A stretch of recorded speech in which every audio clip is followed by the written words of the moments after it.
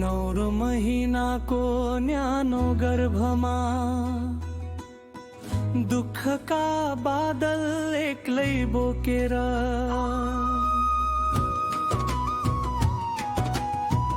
हरियो सागको स्वाद चाख्दै अमृत धारा मलाई पिलाएर नाम दियो बोली दियो भाषा र संस्कारको भर्खर मर जानको बाटो उज्यालो बनायो जीवन बाल क्रन्दन सहदै सहदै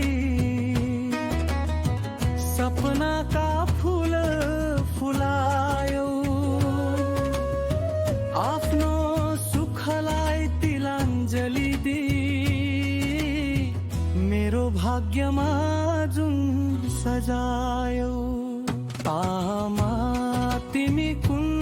लोकमा पुग्यौ कुन रङ्गको किरण समाइ गयो अन्तर्भवको कुन वायु मार्ग हुँदै कुन अनन्त दिशामा बिलायो बाबामा कसलाई भेट्यौ आमा रात पर्दा कहाँ बास बस्यौ भोक लाग्दा के खायौ होला कसैले तिमीलाई आश्रय दियो कि दिएन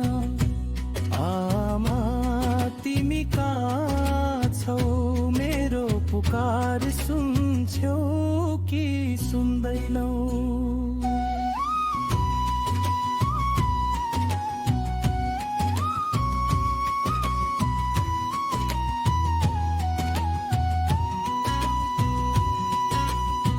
हिजोसम्म आँखै अगाडि थियो आज शून्यतामा विलीन भयो क्षण भङ्गुरो यो मानव जीवन सपना झैकिन टुटेर गयो तिम्रा हातका ती न्याना स्पर्श तिम्रा आँखाका करुणा सागर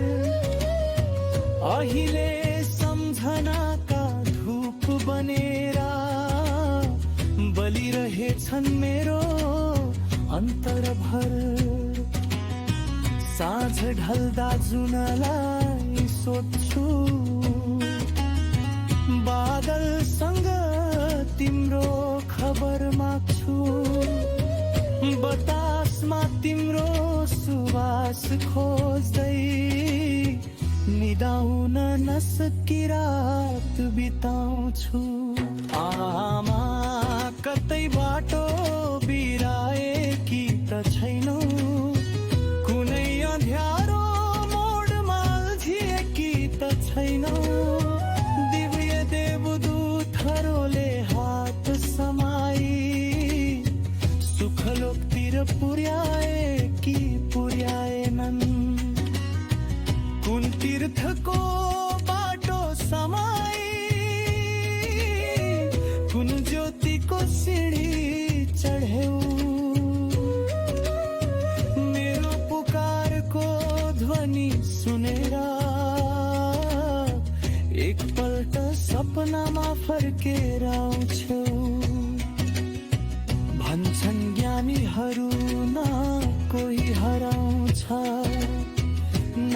कोही मर्छ रूप फेरिन्छ केवल चेतनाको यात्रा अनवरत चलिरहन्छ सायद तिमी इन्द्रेणी बनेर मेरो आकाशमा मुस्कुराउँछौ सायद तिमी जुनको शीतलता बनी मेरो निधारमा हात फिराउँछ छौ।